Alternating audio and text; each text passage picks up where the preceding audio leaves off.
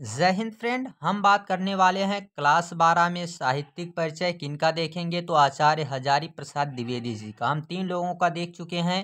तो इसी तरीके से आप जिनका याद किए हैं उनका हम यदि रख रहे हैं तो आप उन्हें एक बार देखेंगे तो कई चीज़ें और भी एक्स्ट्रा मिल सकती हैं, या फिर अगर उतनी ही चीज़ें मिलेंगी तो एक बार रिवीजन हो जाएगा। 5 मिनट में आपका पूरा जीवन परिचय हम बता देते हैं, तो आप लोग ध्यान से देखिएगा।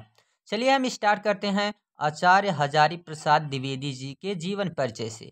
इनका जन्म 1907 ईस्वी में बलिया जिले के दुबे का छपरा नामक गांव में हुआ था। इनके पिता का नाम अनमोल द्विवेदी था।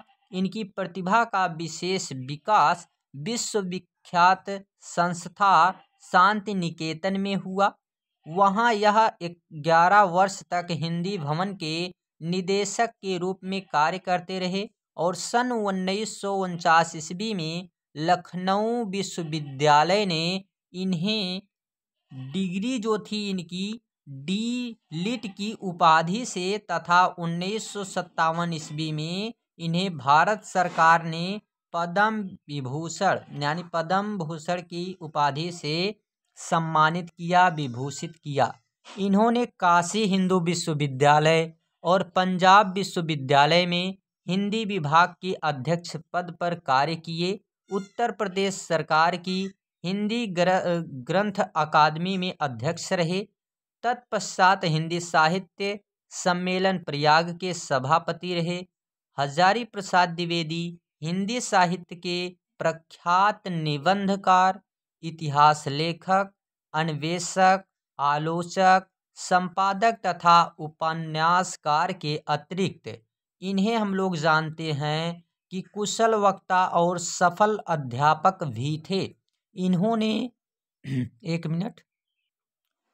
इन्होंने विश्व भारती और अभिनव भारती ग्रंथमाला का संपादन किया। इन्हें विलुप्त प्राय जैन साहित्य को प्रकाश में लाकर अपनी गहन शोध दृष्टि का परिचय दिया। द्विवेदी जी की साहित्यिक सेवा को डी लिट पद्म विभूषण और मंगला प्रसाद पारितोषक से सम्मानित किया गया था, जो अभी ऊपर हम देख चुके हैं। अब रचनाओं के बारे में अगर बात किया जाए तो इनको ये चीज़ जो है मंगला प्रसाद, आपको 3 रचनाओं में हम 3 लोगों की जीवन परिचय बताए हैं, उसे याद रखिएगा कि किन्हें किन्हें किस रचनाओं पर मिला है।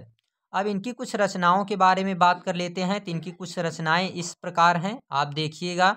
पहला निबंध संग्रह के रूप में देख लेते हैं। तो निबंध संग्रह के रूप में अशोक के फूल, कुटज, विचार प्रवाह, विचार और वितर्क, आलोक पर्व, कल्पलता, ये इनके निबंध संग्रह हैं। और बात करें अगर आलोचना साहित्य में तो सूरदास, कालिदास की ललित योजना, कबीर की साहित्यिक सहचर, साहित्य का मर्म, ये इनकी आलोचना साहित्य है।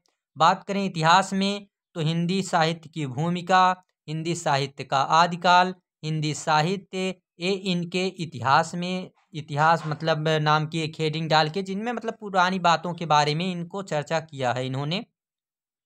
बाकी बात कर लेते हैं उपन्यास के बारे में।